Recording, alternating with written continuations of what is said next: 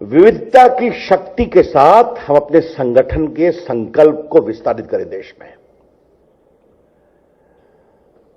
The prime minister repeatedly emphasized upon the diversity of India and to tap upon the enormous diverse potential of India. And all of them must be brought in the ambit of BJP's organizational structure. प्रधानमंत्री ने दो बातें बहुत रोचक कही इसमें। उसमें उन्होंने एक बात कही कि our approach should be P2 to G2।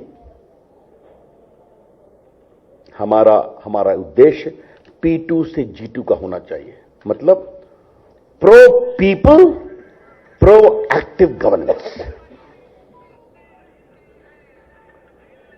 जनता सापेक्ष, सुशासन सापेक्ष हमारे पूरे कार्य पद्धति होनी चाहिए। प्रधानमंत्री जी ने एक और बात कही कि हमारा दूसरा लक्ष्य क्या होना चाहिए।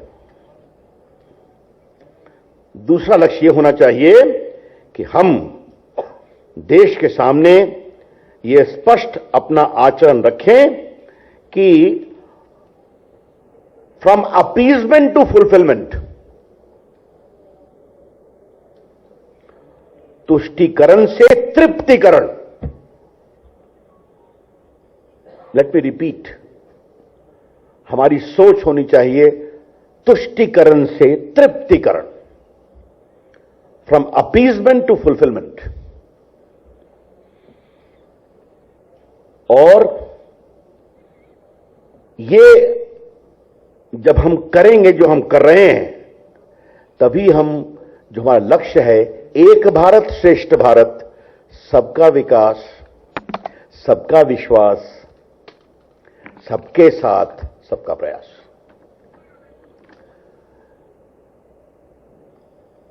देखिए, ये भारत के पॉलिटिकल दृष्टिकोण में ये प्रधानमंत्री जी की सोच, थोड़ा मैं अपनी टिप्पणी कर रहा हूं, मुझे आप अनुमति दें। ये एक बहुत बड़ी सोच है भविष्य के रास्ता के लिए कि what type of country we want to have, from appeasement, selective development to fulfillment for all। और इसके बारे में प्रधानमंत्री ने बताया, हमने कोरोना काल में करके दिखाया है।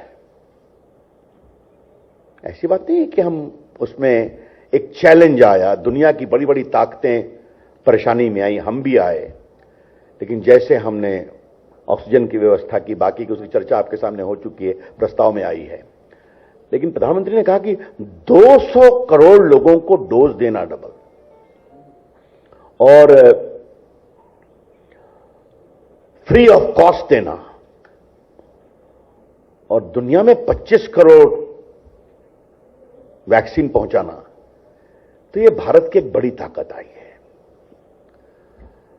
और इसी में उन्होंने एक और महत्वपूर्ण बात कही प्रधानमंत्री जी ने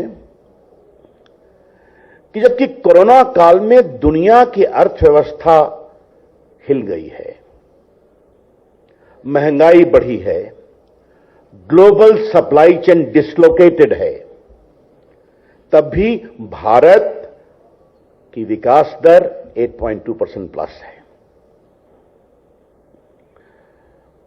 भारत का एक्सपोर्ट रिकॉर्ड हाई हुआ है, भारत में एफडीआई रिकॉर्ड आया है, और भारत में गरीबों की संख्या में भी कमी आई है। और ये सब इंटरनेशनल आंकड़े हैं, आप तो भी जानते हैं, हम चर्चा कर चुके हैं। उन्होंने कहा कि वैक्सीन बनाना, ऑक्सीजन बनाना, जबकि इतना कम ऑक्सीजन था, यह सिर्फ पैसे से नहीं होता है, इसके लिए संकल्प शक्ति खड़ा करनी पड़ती है। You have to involve the people of India. एक नर्स हो, एक डॉक्टर हो, पूरे भारत में इनएक्सेसिबल एरियाज में भी लोग पहुंच गए, पहाड़ी के ऊपर, और जाके वैक्सीनेट किया। तो इसके लिए you have to involve the entire country. ये बहुत ही एक महत्वपूर्ण प्रधानमंत्री जी ने कही कि हमें P2 to G2 pro people क्षमा करेंगे गुड गवर्नेंस और फ्रॉम अपीजमेंट टू फुलफिलमेंट। और जब हम फुलफिलमेंट की बात करते हैं तो उसमें किसी को भी छोड़ना नहीं है। इसीलिए जो हमारे खिलाफ बाबा आरोप लगाते हैं उनको समझना चाहिए कि हम कैसे काम करते हैं। एक जो प्रधानमंत्री जी ने बहुत बड़ी बात कही कि हमारा उद्देश्य है सर्वजन हिताय सर्वजन सुखाय। और अगर आप भारत के लोगों को अपने इस शाश्वत संस्कार के बारे में बताते हैं तो भारत जागता है। आज उन्होंने एक शाश्वत भारत की बात की, the eternal spirit and strength of India. ये कैसे होता है? आप देखिए कि बाकी जगह हमें टीका लेना है कि नहीं लेना है, इस पर प्रोटेस्ट हुआ, कर्फ्यू लगाना पड़ा। लेकिन भारत में जिनको रिजर्वेशंस था वो भी इस बात को माने कि हमें लगाना चाहिए ताकि देश में कोई ऑब्जेक्शन नहीं हो। तो आज पूरे देश ने रिकॉर्ड काम किया, ये आपसे हम कहना चाहते हैं। प्रधानमंत्री ने एक और बहुत महत्वपूर्ण बात कही, देश परिवारवाद से अब पूरी तरह उब चुका है। देश परिवारवाद की पार्टियों से भी उब चुका है। The country is fed up of dynastic politics and the country is equally fed up with dynastic political parties. उनके एक शब्द थे, ऐसे दलों के लिए अब टिक पाना मुश्किल है। It is difficult for dynastic political parties to survive long. हमें युवा पीढ़ी को आगे लाना चाहिए, उनको और इनकरेज करना चाहिए।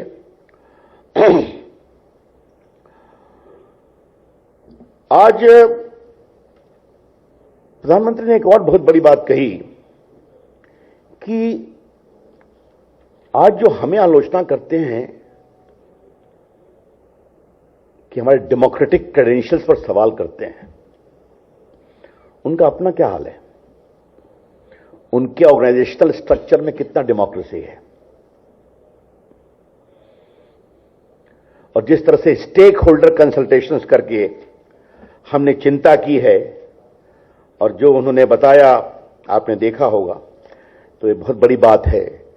चाहे वो सरदार पटेल की बात हो, म्यूजियम की बात हो, वो गांधी जी की बात हो, वो खादी की बात हो, ये भारत के संस्कार हैं। तो इन सबों का एक प्रकार से उन्होंने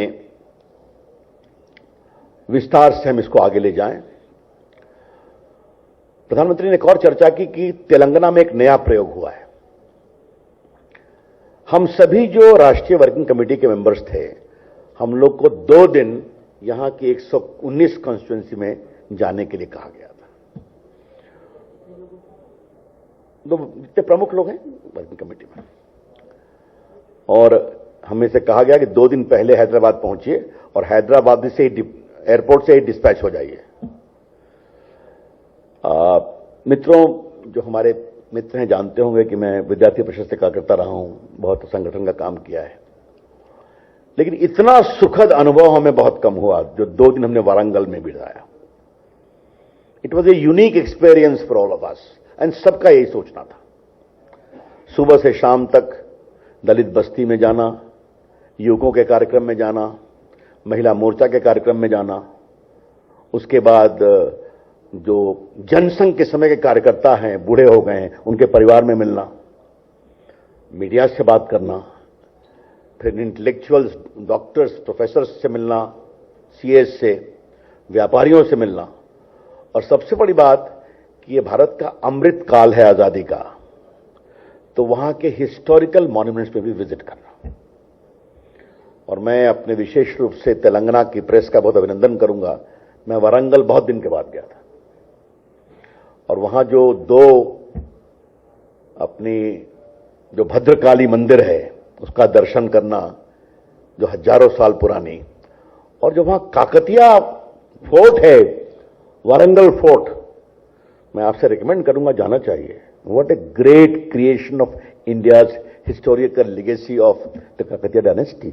1200 साल पहले जो उसके आर्किटेक्चर में जो ब्यूटी है, जो सोफिस्टिकेशन है। और ये बात मैं आपसे इसलिए कह रहा हूं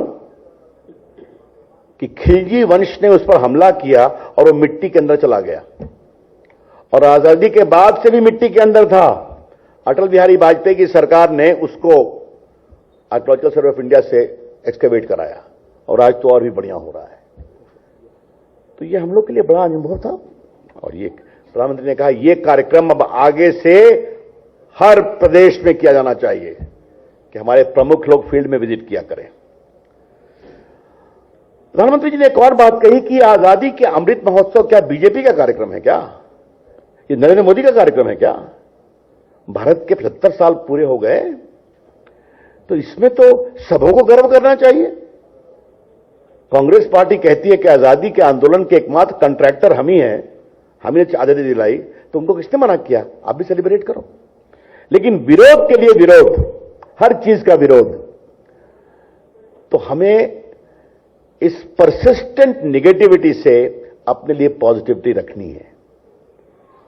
और पीएम ने कहा हमें देश को 2004 और 2014 के उस डार्क अतीत को भूलने नहीं देना है। करप्शन, पॉलिसी पैरालिसिस, भारत के व्यक्तित्व की कमजोरी। और आज मैं यहां के पत्रकारों से एक आग्रह करना बहुत विनम्रता से कहना चाहता हूं कि आज चीन के बॉर्डर पर सारे इंफ्रास्ट्रक्चर बन गए।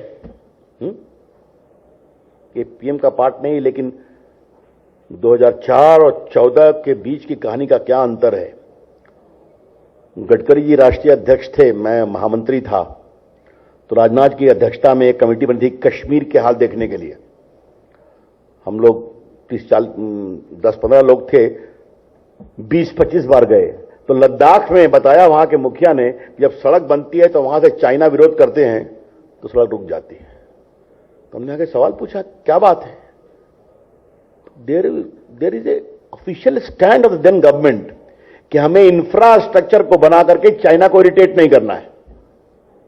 और आज देखिए क्या स्थिति है, सड़कें भी बनती हैं, पुल भी बनता है, एयरपोर्ट भी बनता है। तो ये जो क्वालिटेटिव चेंज हुआ, तो हमें ये सारी बातें जनता को रिमाइंड भी करना है। Policy paralysis, corruption, the way the authority of the prime minister was compromised. तो ये बात, इसलिए हमारा कमिटमेंट क्या है? हमारा कमिटमेंट है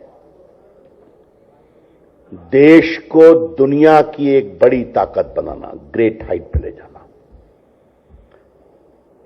हमारी सिर्फ एक आइडियोलॉजी है, भारत सबसे पहले, इंडिया फर्स्ट।